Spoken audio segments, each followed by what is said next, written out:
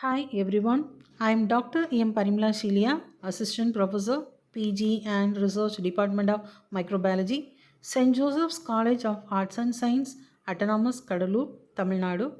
I am going to present a topic ion exchange chromatography.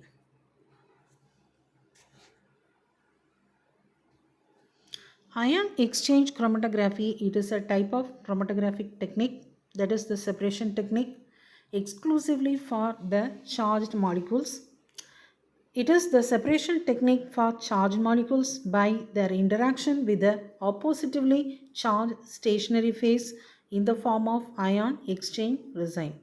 So, if you want to separate the charged molecules, either positively or negatively charged molecules, you can use the stationary phase that contains the resin with the oppositively charged molecules. Now we will see the principle of ion exchange chromatography. This technique is based on the principle of attraction of charged resin and the oppositively charged analyte. Here, the exchange of negatively or positively charged ions may take place to remove the charged molecules. The stationary phase is first coated with a particular charge where the components of the mixture with oppositive charges will bind. So you can use either a cation or an anion exchange resin with a higher affinity to the charged components that binds the components and displacing the oppositively charged resin. The cation or anion exchange resin component complex then is removed by using different buffers. So this is the principle. If you want to separate a charged molecule either positively or negatively charged, you have to use a stationary phase that will be having a resin with the oppositively charged molecules to that of the analyte. So the separation can be easily carried out while finally eluting with the buffer. In this picture you can see the overall diagrammatic representation of this ion exchange chromatography, that is the separation technique. That is, the analyte to be separated has to be added as a mixture, and in the stationary phase we have to add a resin material that should be oppositively charged to that of the analyte to be separated. So the analyte, if it is positively charged, it will go and bind to the negatively charged resin. So the elution process can be carried out very easily. So the sample usually contains a mixture. The mixture contains the different components along with the analyte to be separated. So that can be separated based on the charges, that is ions that will be either positively or negatively charged ions that will be eluted based on the resin that we are going to select, which is found to be positively charged. So the elution of the molecules occurs one by one. So the molecules can be, the analyte can be separated very easily. And once again, it can be the stationary phase, that is the resin can be once again regenerated. And now we will see the steps of ion exchange chromatography. A column, that is the stationary phase, that should be packed with a charged resin that can either be positively charged or negatively charged, is taken as the stationary phase. So the first thing is the preparation of a stationary phase, that will be a column packed with a resin that will be either positively or negatively charged. The mixture with the charged particles is then passed, this is the sample, down the column where the charged molecules will bind to the oppositively charged resins. If a cation exchange resin is used, the positively charged molecules now bind to the cation exchange resin, displacing the negatively charged resin. Similarly, if an anion exchange resin is used, the negatively charged molecules will bind to the anion exchange resin and displacing the positively charged resin. So, the separation is mainly based on the oppositively charged analyte and the supporting material, that is the resin having the opposite charge. Now an appropriate buffer will be applied to the column to separate the complex of charged exchange resins and the charged molecules. Now we will see the uses of ion exchange chromatography. Ion exchange chromatography is used in the purification of water where the positively charged ions are replaced by hydrogen ions and the negatively charged ions are replaced by the hydroxyl ions. This method also works as an effective method for the analysis of the products formed after hydrolysis of nucleic acids and the separation of metals and other inorganic compounds is also facilitated by the ion exchange chromatography. And now we'll see the examples of ion exchange chromatography. The separation of positively charged lanthanide ions obtained from the earth crust can be easily done using this technique, and also the separation of proteins from the crude mixture that can be obtained from the blood serum.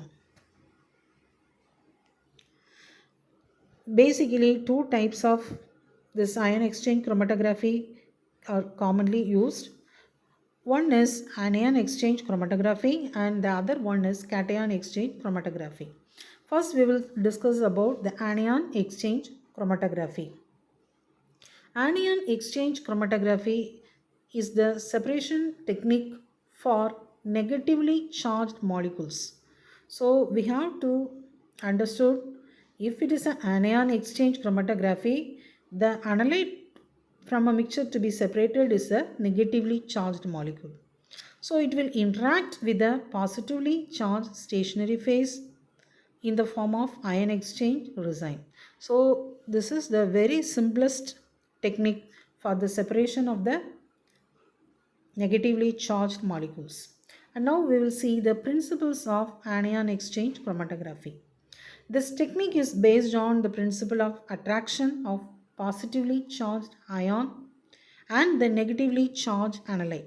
So the analyte is found to be a negatively charged one. So we have to choose the oppositively charged the resin in the stationary phase. So it should be a positively charged one. Hence the exchange of positively charged ions may take place to remove the negatively charged molecules. The stationary phase is first coated with positive charges where the components of the mixture with negative charge will bind. So in the mixture, the analyte will be there. It will be having the negative charge. So it will readily go and bind with the positively charged molecules that is fixed in the resin. An anion exchange resin with a higher affinity to the negatively charged components will bind and the components displacing the positively charged resin.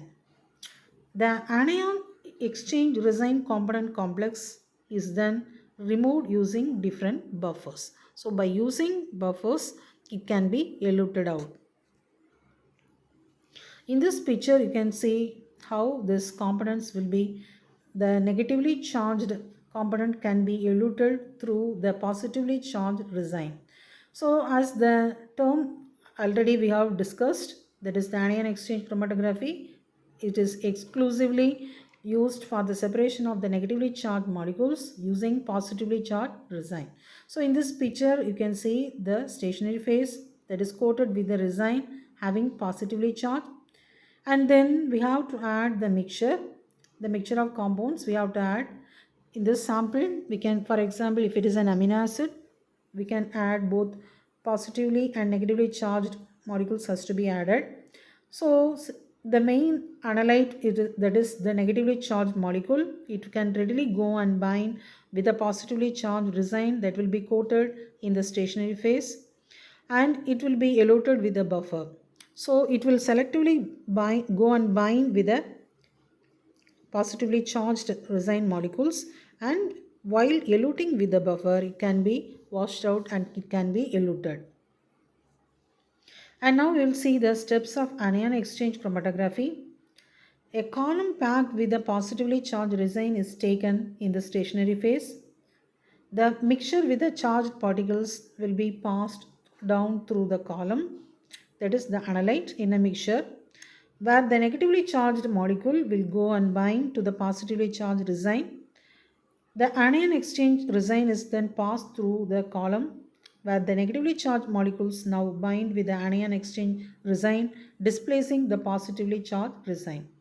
Now an appropriate buffer is applied to the column to separate the complex of anion exchange resins and the charged molecules.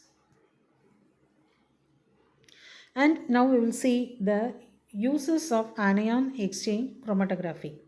Anion exchange chromatography is used to separate proteins and amino acids from the mixtures. Negatively charged nucleic acids can be also separated, which helps in further analysis of nucleic acids. This method can also be used for water purification, where the anions are exchanged for hydroxyl ions. Anion exchange resins can be used for the separation of metals, as they usually have negatively charged complexes that are bound to the anion exchanges. And examples of this anion exchange chromatography is first one, the separation of nucleic acids from mixture that can be obtained after the that is displacement of cell contents by cell destruction. Then the separation of proteins from a crude mixture obtained from blood serum.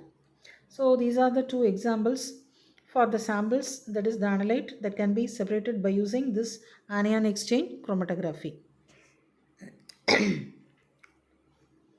And now we will see the next type of chromatography, ion exchange, that is cation exchange chromatography. It is just opposite to the anion exchange chromatography. In this, the cation exchange chromatography is the separation technique for exclusively for positively charged molecules. In the anion exchange chromatography, the separation of the negatively charged molecules. In cation exchange, the separation of positively charged molecules by their interaction with the negatively charged stationary phase in the form of ion exchange resin. So the sample that has to be separated, that is the mixture containing the positively charged analyte, and the stationary phase will be the oppositively charged resin. So we want to separate the positively charged analyte. So in this resin we have to add the negatively charged molecules. So the principle of this cation exchange chromatography is, it is based on the attraction of negatively charged resin and the positively charged analyte. Hence, the exchange of negatively charged ions takes place to remove the positively charged molecules. The stationary phase is first coated with the negative charges, where the components of the mixture with positive charge will bind. A cation exchange resin has a high affinity to the positively charged components that will bind to the components displacing the negatively charged resin. The cation exchange resin component complex then is removed by using different buffers. And now we will see the steps of cation exchange chromatography. A column packed with negatively charged resin is taken as the stationary phase. So in this we have to choose a stationary phase, that is a column packed with negatively charged resin. Then the mixture with the charged molecules, that is the particles, is then passed down in the column where the positively charged molecules will bind to the negatively charged resin. The cation exchange resin is then passed through the column where the positively charged molecules now bind to the cation exchange resin, displacing the negatively charged resin. Now an appropriate buffer is applied to the column to separate the complex of cation exchange resin and the charged molecules. And now we shall see the use of cation exchange chromatography. Cation exchange chromatography is exclusively used for the analysis of products obtained after the hydrolysis of nucleic acids. This can be used for the separation of metals, where the metal ions themselves bind to the negatively charged resin to remove the negatively charged complexes. Cation exchange chromatography helps in the purification of water by exchanging the positively charged ion on the hydroxyl ion. It is also used to analyze the rocks and other inorganic molecules.